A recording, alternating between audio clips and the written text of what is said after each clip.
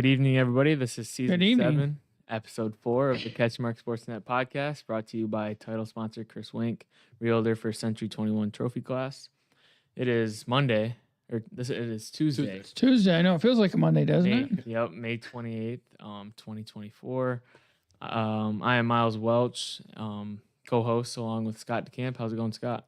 It's going well. That weekend went quickly. It always does. Oh, yeah, Memorial Day weekend. Hopefully everybody had a good weekend. Yep. We are joined with Mike Meekhof, legendary, around the sports media world. How's it going? It's going great. I appreciate that. And thank you guys so much for having me on. I really appreciate it. Oh, yeah. We know you'll come on. We love it. And it's great that you'll drop whatever you're doing and come and join us on this. It's awesome. Oh, yeah, for sure. I didn't have all that much. I'm home for the summer. You didn't have to say that. It sounded better if you said you're really busy and you dropped it for us, but that's cool. Either way. No, but we can always count on Mike. He does a great job. Yeah, so it should be a great discussion. But before all that, let's thank our sponsors: Big Stone Therapies, Rescue 2.0 LLC, Grieve Law, Edward Jones with financial advisor Brett Atkins, Coldwell Banker Woodland Schmidt with David Dusenberry, Farm Bureau Insurance, the Kenny Agency, 5-Star Real Estate Leaders with Matt Parker, The Birdhouse, Scheid Plumbing, Heating, and Cooling, Greenridge Realty with Chris Dykman and Sarah Real. So with all the sponsors out of the way, Mike, you are transferring to Toledo, formerly at Arizona State. How's just that whole transition been so far? It's been good. It was a great 2 years out at Arizona State.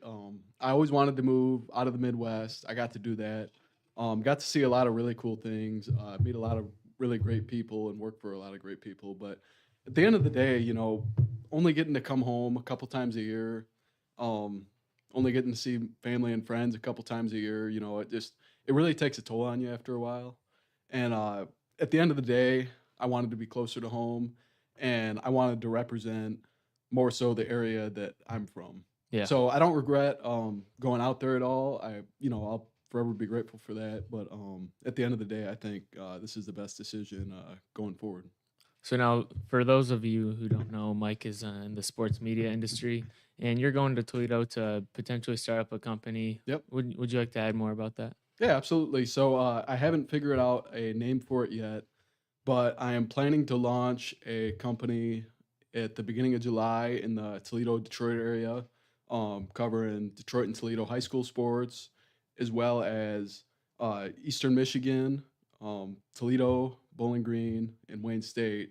Mostly doing football. I might get to basketball a little bit later and some other sports, but I'm going to start with just football and see where that takes me.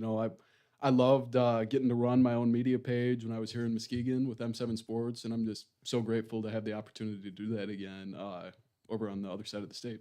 Yeah. So during your time at Arizona State, what are kind of the coolest experiences that you had within the sports realm of things? God, there's a lot. First of all, just getting to cover so many Arizona State football and basketball games. That was really fun, really great opportunities. Before the national championship, I was actually at Washington's last loss when they played at Arizona State, Mike Penix's junior year. Arizona State's, I think, the first big rivalry in college football, where, the oldest trophy, the Territorial Cup, getting to cover that this past year was really fun. Getting to go to the Pac-12 championship game in Vegas, just so many other things. And on top of that, too, even though I didn't get to go to the game, getting to be in Phoenix last year and Vegas this year for the Super Bowl week and all the events and things like that go on was really cool, and got to meet a lot of great people, a lot of people I grew up looking up to, too. So, just things I'll never forget. Too bad the Lions fell just short, huh? I know. What would that have been? I really wanted to go to that game, and I know you got to go, Scott. To the NFC, the NFC Championship. Yeah. I didn't quite make it up there, but going to halftime, I'm like, sweet, I'm going to be in Vegas and for the Super Bowl week, and the Lions are going to be there. This is like a dream come true, and then it just all falls apart within a few minutes in the third quarter. Well, they've been extending a lot of their guys, so next few years, you never know. Yeah, this is their window. They got to take advantage of that. I saw, a couple days ago on StubHub and stuff, they have the second most expensive tickets in the NFL. Yeah. I think most of their tickets boosted 70% or something. Yeah. I saw something about that. That's crazy. But But seeing Mike do this, I'm not surprised at all. Told this story before, but he was a freshman at Mona Shores when I was working at MLive, and He was just an inquisitive person and wanted to know what I was doing, and just kind of got to know him pretty well. And then all of a sudden, next thing I know, he's launching his own media company. I'm like, this kid's got a lot of initiative and a lot of great ideas, a lot of energy. So I'm not surprised that he's going to be starting something over in that little corridor there with Detroit, Toledo, Bowling Green, all those areas there over in that area. That'll be cool. Yeah. So myself, I'm kind of in the same boat. Like I want to go into what Mike's going into, and you've helped me with a lot of that, and you're kind of a guy I look up to. What's some other things that you can tell to other kids looking to go through that industry? First of all, I really appreciate that. And one thing that I would suggest is, for me personally, I don't care what other people think of my personality, my looks, like anything like that. But and I've said this a lot of times before too, if anybody walks away from me and says I didn't treat them with respect, I didn't treat them fairly, and that I was a bad person, I'll feel like I failed myself. So just being a good person, leading life the right way, opens up a lot of doors for you. And if you show that respect to everybody and make those connections with people that maybe when you meet them, like they're not that important, but let's say you meet someone in college and they end up going and working for ESPN. Yeah. That can really help you one day. And, you had no idea when you met them, but just by being a good person, you can open up a lot of doors for yourself. Yeah. So those connections are important, and treating people the right way are probably the two most important things that I've learned over the last 5 years or so. Yeah, I agree with that. And that's whether anyone is, quote, important or not at the time, or whether they become important or not. I think everyone plays an important role, and it's just you need to treat people right.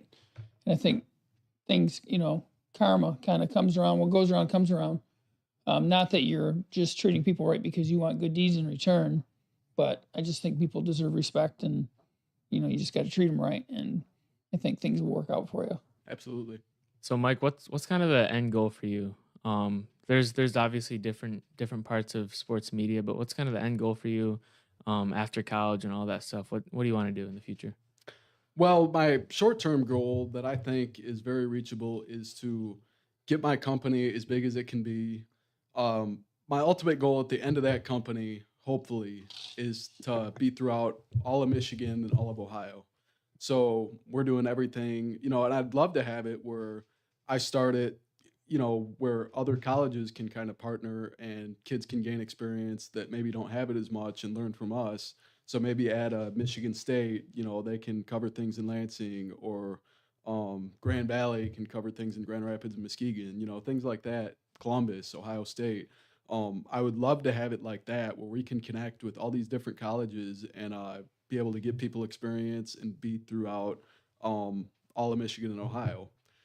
After that, if you're talking about my dream, I'd love to be on ESPN or FS1, obviously, but that's God's plan. I'm hoping that kind of opportunity comes, but if it doesn't, I'd be perfectly satisfied if I could make a living wage, living my dream, and doing what I want. No, if you're impacting people, that's the way I've always looked at it. And everyone has their different dreams and goals where they want to be. But I think if you're just, like you said, you're treating people right, you're doing what you love, then really, there's not much more you can ask for. And yeah, so my next kind of discussion for both of you guys, like kind of the opportunities in the industry. What do you guys see it going for, and how many opportunities there are, or like job opportunities there are for other people? Right. I think it's kind of dwindled, over the last 10 to 20 years, if that may, and you probably know better than anyone. MLive used to have a full staff room full of sports reporters, and they'd go in the office, write up their story. And now it's just kind of dwindled down with the internet, where they can have like one person doing all 30 schools or something like that. So I think, it's shrinking in that way. But on the other hand, like, there's new opportunities for people that are like social media influencers, or doing more things online, So I think, it's just kind of, in a way, substituting. And another piece of advice too is you always have to be willing to adapt, because the world around you is always changing. And whether you're coaching sports, playing sports, or covering sports, that's a reality that's always going to take place. I can even say, like, in the 5 years, since I started, TikTok's kind of grown to be the biggest thing that people look at. And so I've kind of transitioned from being like hard on, I only want to do YouTube, Facebook, Twitter, to now I have to kind of expand into doing, TikTok type videos just because that's what the market wants. So, Yep. I You feel just got to stay caught up with it. It's always changing. You don't stay in this that long unless you're willing to adapt and kind of roll with the changes. And you just got to follow where the young people are at. Like Mike said, TikTok. And I've always said this. I've said this to people. They go from one thing to the next, and when the adults show up, they bounce. It's kind of like a party. I always say that, where the party, once the adults show up and ruin it, then the kids are finding a new place to hang out. And you just kind of got to stay on top of that and know where they're at. Not to be the creepy old guy at the party. Like, I guess if you're going to call me that, the creepy old guy. But no, you have to just stay kind of in tune with where they're at and how they want to consume the media you have. And like the traditional outlets, like we're talking about MLive or used to be Muskegon Chronicle, they still do have a paper. There's still MLive in Muskegon, et cetera. But it just changes all the time. And there are ways, if you're passionate enough about it, you're going to make it happen. You're going to find ways and you're going to be flexible. But just be ready to adapt and change. Yeah, and I feel like going ahead with the social media aspect, there's like a lot of people who aren't going on the sports industry path that have their own opinions on stuff, and that can just create into like one big great discussion about a specific sport or anything like that. So Absolutely. And I can say I took full advantage of that, starting M7. I wouldn't have been able to do that without the internet because I could basically do it for free. But, in a way, there's kind of trade-offs because before, you had to be someone that went through training, went to college and stuff like that to get one of those jobs at a paper and have your opinion shared with everybody. And now anybody that, has a phone and has internet can just go on Facebook, go on Twitter, go on Instagram and share their opinion. And, if it's popular, millions of people could see it. So, in a way, like, that's kind of makes it harder for people who have gone to college for it and are trying to grow their brand. But on the other hand, it makes it easier for people like me that didn't have as much money to work with in high school or something, and just wanted to get into the business and have an opportunity to be able to start that right away. yeah, and then we got going ahead with the current now high school. The state tournaments are coming up for track, baseball, softball, and all those. Scott, you've been covering a lot of it. What are you planning on covering this weekend? So Saturdays, June 1st, that's usually that first Saturday in June typically. That's like the busiest day literally of the whole high school year because it's track state finals in 4 divisions. You got baseball, softball districts.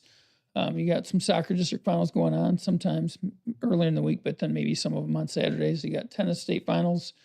It's just a really busy time, but I know you guys for Whitehall baseball, you're up at Big Rapids playing for hopefully for a district title. Yeah. Playing against Big Rapids in the district semi, that'll be a good test. And then in track, we got at least around here, I'm going to be at Hamilton Division II, MHSA covering it for us, and then also for the MHSA. So I'm covering it for CatchMark and doing some freelance for them.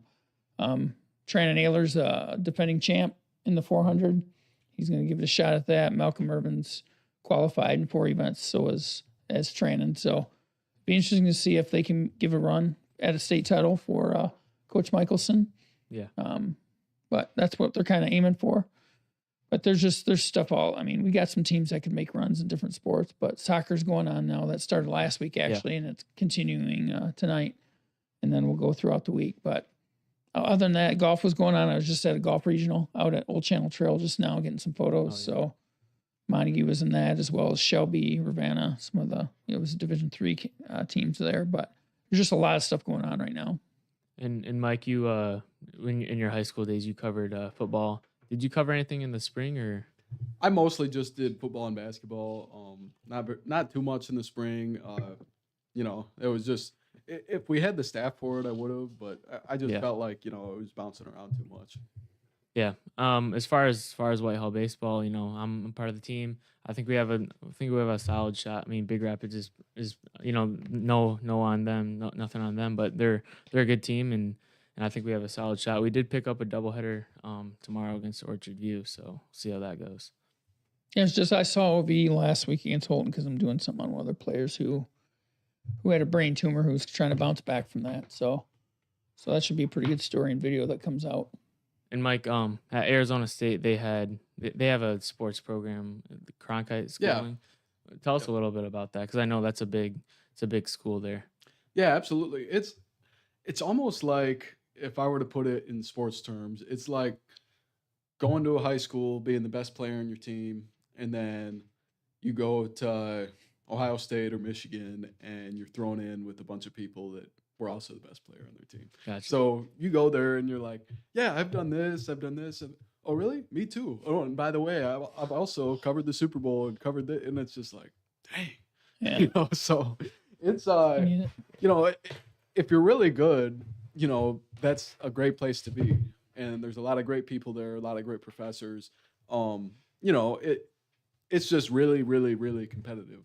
If that makes sense. Yeah. So is that on the Arizona State campus, or is that a little bit? It's on the Arizona State, not in the Tempe campus. It's in downtown Phoenix. So that was cool too.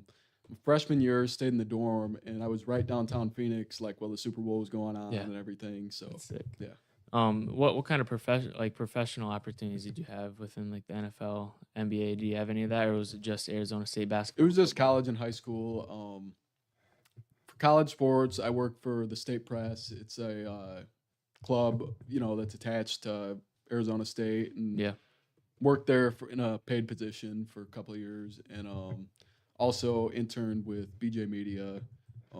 They do high school sports type recruiting videos, and I'm still really close with my boss there. Talk to him all the time. So now, did you do anything on the air, or was it just covering the games on the sideline? Mostly just covering the games on the sidelines. I was in a few TikTok videos that the State Press did when they wanted stand-ups and stuff. Yeah, but it was mostly just being at the games, getting video. So now, Scott, you went to Michigan State to study journalism. What kind of sports media opportunities did you have there? So I worked for the Lansing State Journal. It was funny. I didn't have experience when I went there because I switched to journalism in the middle of college. So I was going to engineering and math, which is like a 180 from journalism. So I had no experience. So the State News, which is a school newspaper at Michigan State, wouldn't hire me because I had no experience. So I just started off at like a weekly called the Town Courier in East Lansing. And I remember the first football game I covered. It was fun, but it was the worst story I think I've ever probably read or written. It was just totally chronological. Then they kicked off. Then they ran for a first down. Then it's like just you look back at it now, you're like, wow, I wrote that.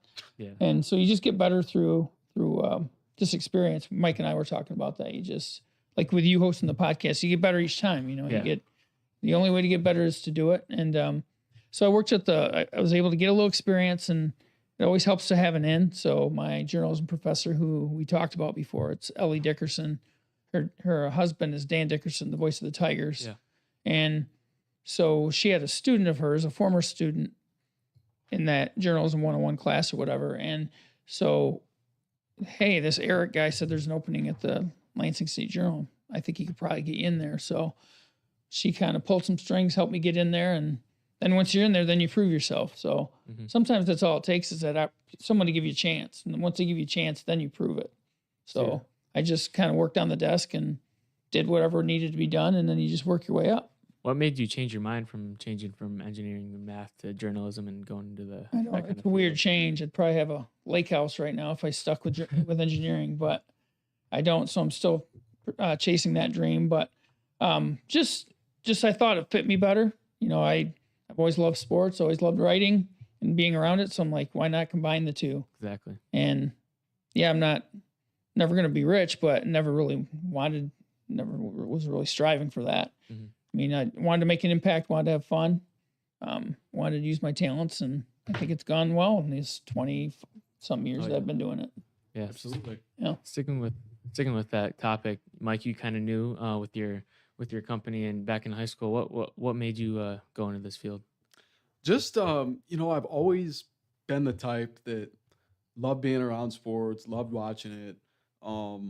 Played them growing up.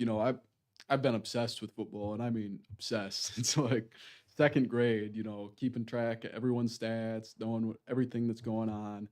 And I just always knew, like, I need to do something around sports. And obviously, when I was younger, it's like, oh, I'm going to be an NFL quarterback and all this type of stuff. But then you grow older and you realize, well, I'm not that good of an athlete.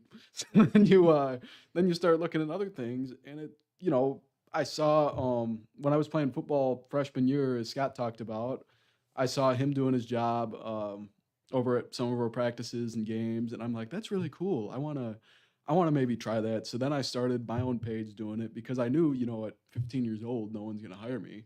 And it started going really well, and I started getting a lot of positive attention for it and things like that. And, it didn't take long before I realized, this is what I want to do with the rest of my life. It's just one of those things that found me, and I didn't necessarily find it, if that makes sense. Yeah, I feel like it's one of those things that like once you start, you can't stop. Yeah. Scott runs a SportsNet program with CatchMark, and that's something I joined during the fall season. Mhm. Like before that, I knew I wanted to go into sports media, but I wasn't really doing anything to do that. So I got in contact with Scott. I became a sports nut, and now I'm here interning and co-hosting a podcast. So it's just something I've really been striving for. Yeah, we want to give you more experiences too. We've talked about that, but try to get you on air more. Because when you're doing an internship, sometimes there's things you have to do that maybe aren't the most fun, but Yeah. But it just depends on how your attitude is. If you got a good attitude, then you just make the most of it, and you just add those skills to your tool belt, and then down the road you might have to use those again. So Yeah, good. exactly. I mean, there's so many different things you can go into that a specific skill you could use for a specific thing. Mm-hmm. Absolutely. So And I will say, and you touched on this a little bit earlier, right? With this field, I feel like you can't learn that much from just being in a classroom and getting told how to do it. It's one of those things, at least for me, that the more you do it, the better you get at it, because there's so many different little things that go in it.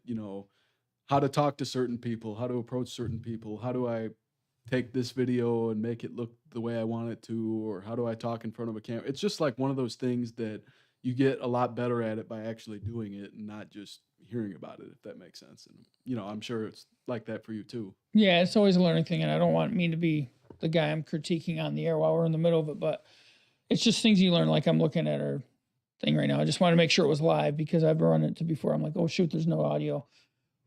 Like we got to try to get everyone centered in the frame. It's just stuff that you learn. Like I think I'm looking at it right now. My head's a little high here. Mike's could be moved over a little bit, but next time we do it, we'll have it nailed. Yeah. And the only way, and that's hard to learn in a classroom sometimes. You don't always learn those things. You learn other things, but you learn work habits and other things, in a classroom setting, I think. But you learn more practical skills out actually doing these things and getting experience doing it. yeah. So I think this is pretty solid discussion on the podcast. Any final thoughts from you guys? I don't think so. You got to get to baseball practice, right? Yeah, half hour. So one last run through for our sponsors. We got Big Stone Therapies, Rescue 2.0 LLC, Grieve Law, Edward Jones with financial advisor Brett Atkins, Coldwell Banker Woodland Schmidt with David Dusenberry, Farm Bureau Insurance with the Kenny Agency, 5-Star Real Estate Leaders with Matt Parker, The Birdhouse, Scheid Plumbing, Heating and Cooling, Green Ridge Realty with Chris Dykman and Sarah Reel. And special thank you to our title sponsor, Chris Wink, Realtor for Century 21 Trophy Class. Thank you guys for joining us